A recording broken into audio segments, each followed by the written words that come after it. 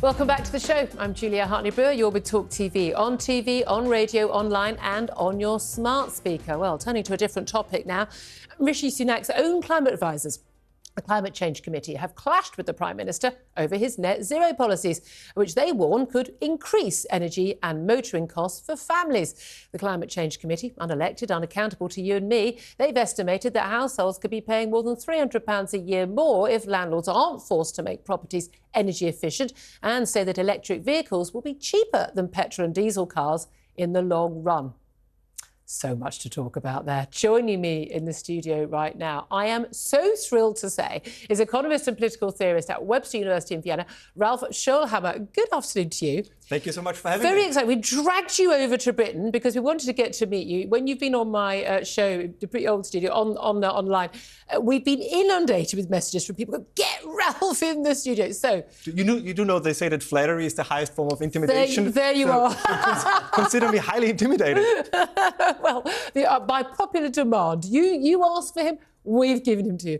Let's talk about this. Let's talk about, first of all, the Climate Change Committee in the UK. Unelected, unaccountable, a body of people who, I mean, just talk frankly, as far as I can tell, most of the time, abject nonsense, telling us that we can achieve net zero carbon emissions in this country by 2050, and it probably won't cost very much. Worst case scenario, £1 trillion.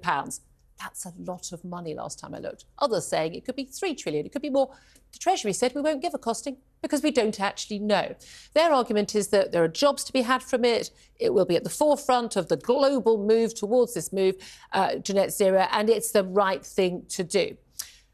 That's their stance. Now, just a couple of weeks ago, the Prime Minister, Rishi Sunak, he decided to announce, I'm thrilled to say, that he would actually delay some of his net zero targets. Let's just have a little listen, a little watch of what Rishi Sunak had to say about why he thinks net zero is actually too expensive for households right now. I've been thinking about these issues for a long time, and as Chancellor, I was concerned about the impact on families of some of the policies that were being mooted.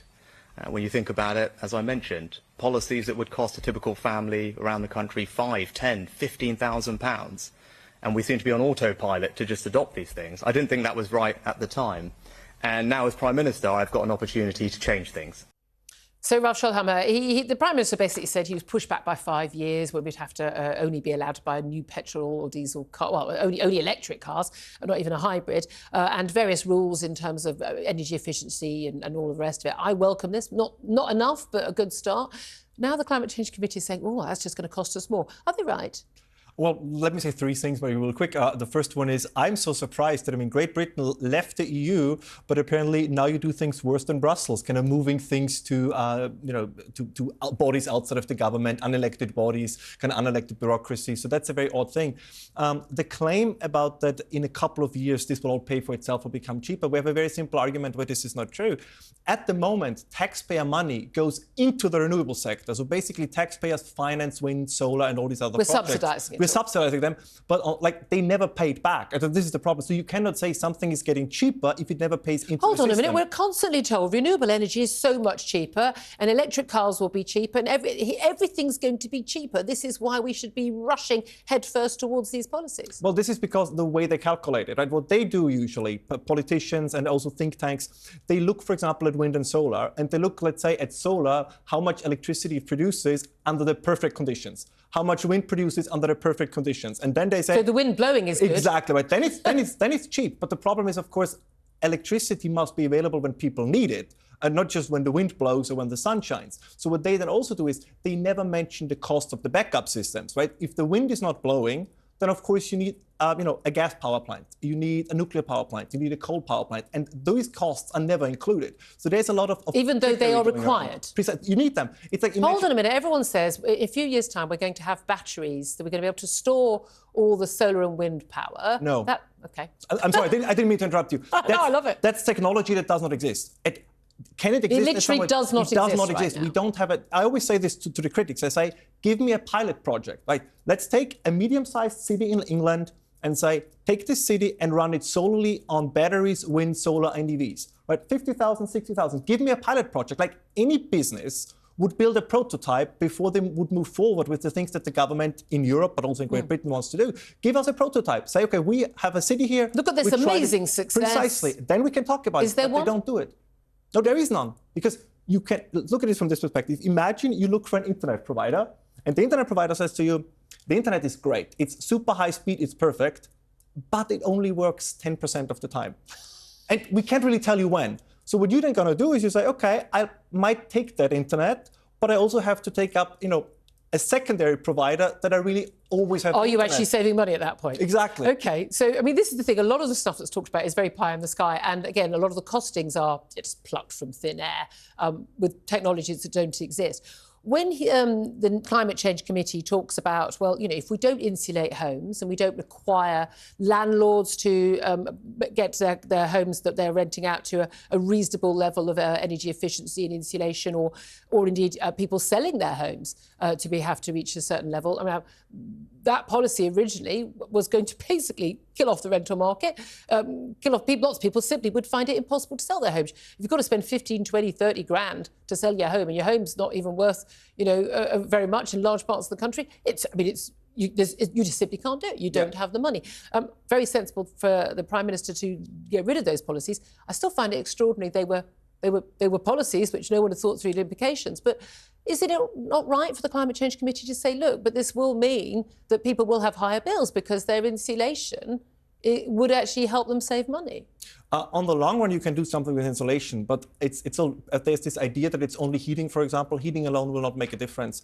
And they make the broader argument that there will be this green revolution with all these new jobs. Yeah. And again, we see it in every industry. For example, a solar farm, a wind farm, those are not high-paying jobs. We talked about this previously. You import 90% of it from China, then you assemble it, and then it sits there. Those are not high-paying jobs. Like, this is the difference, for example, with the oil and gas industry. Let me say one final thing, because there was an energy revolution that brought everything that the renewable sector promises us to reality. And that was the fracking and shale revolution in the United States. In 12 years, the US earned $1.6 trillion just because they put their energy into shale. They reduced their carbon emissions because gas is cleaner than coal. So there is something to be done. So if Rishi Sunak is really serious about this, he would say, listen, we have a model that works. Let's do fracking. Let's do exploration of fossil fuels, because we can bring down emissions, we can bring down bills, and I think this would ultimately also save his premiership. And the green zealots, they don't want even the fracked gas. They're not even that keen, most of them, on nuclear power, even though that's incredibly clean.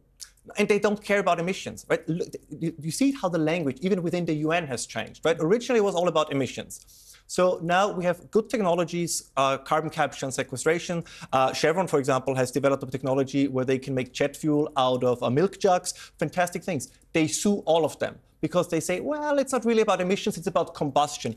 They want to get out of fossil fuels because their true agenda is, and it's not a conspiracy, their true agenda is there are too many people on the planet, there are too many of us, and we need to reduce them. This is where you've nailed it, and this is the key thing. This is Malthusian idea that we've got too many people. Exactly. We have to get rid of them somehow. Who are we planning? Who are we planning to get rid of? And this is the concern, isn't it? That actually it's this idea that human beings are somehow a plague on the planet. We are bad for the planet. We're a virus on the planet. Language like that has been used. And the Industrial Revolution is the worst thing that's ever happened to human beings and the planet, as opposed to the reason why we've got lights and heat and children could be put in incubators if they're born too early and live, and we live to 70s, 80s, 90s and don't die when we're 1 year old or 30 years old if we're lucky. These things that have given us this amazing life that most people in the West have, and we want, do we not, people in the developing world to have. They're saying that that's something we need to turn back on. Well, can I give you one number? I think because this is so fascinating. Globally, we use about the energy equivalent of 100 billion barrels of oil. That is, in work, is the same as 500 billion people. Like, this is what people must understand. The energy sector provides us with the same kind of labor, where otherwise we would need, and I really want to say this number again, but we would need 500 billion people. In the industrialized world, like in Great Britain, the amount of energy that we use every day is the same as having 240 people working for you non-stop, 24/7, 365. And that's making the machines that produce food efficiently and all the products that we buy. So we are an energy-blind society. We assume it's just there, and then I always like to say, it's like in H.G. Wells' The Time Machine, where you have the Eloi, right, and the Morlocks. And we tend to forget that the things we debate, from transgenderism to everything else, we have this luxury because there are these industries. Because we're not toiling in fields and struggling to survive. Precisely. Russell Quirk, what do you want to say? Well, two ironies here. We're also purchasing fracked gas from the United States, aren't we? Yeah. Yes. Yeah. Which seems rather ridiculous, given that we don't want to use fracked gas. The other thing, of course, is that the consumption or the existence of carbon as it's emitted from the likes of China and India and the United States has increased something like 300% over the last 5 years or whatever it is. Even if we got to net zero, our contribution to carbon on a global scale is 1% of all emissions. So it won't make any What is the difference. point of us doing it Oh, if no, China but we're going and to be America and everybody else is just going to keep increasing apparently their we're going to be carbon leading, and everyone's been looking at us and saying, oh, well done. So and when our Chinese Prime will give in. Ministers stand on the world stage, everyone's The going to be Chinese will applauding give them. in. Meanwhile, we'll be getting them out of office because our lives have become poorer and colder We're in the and Middle darker. Ages. I mean, one final point, Ralph Schoellhammer, which is I find extraordinary that people on the Green side never admit to, is that virtually all of the wind turbines, the solar panels, the electric vehicles, they're all produced in China. What does China mostly use for fuel? Coal.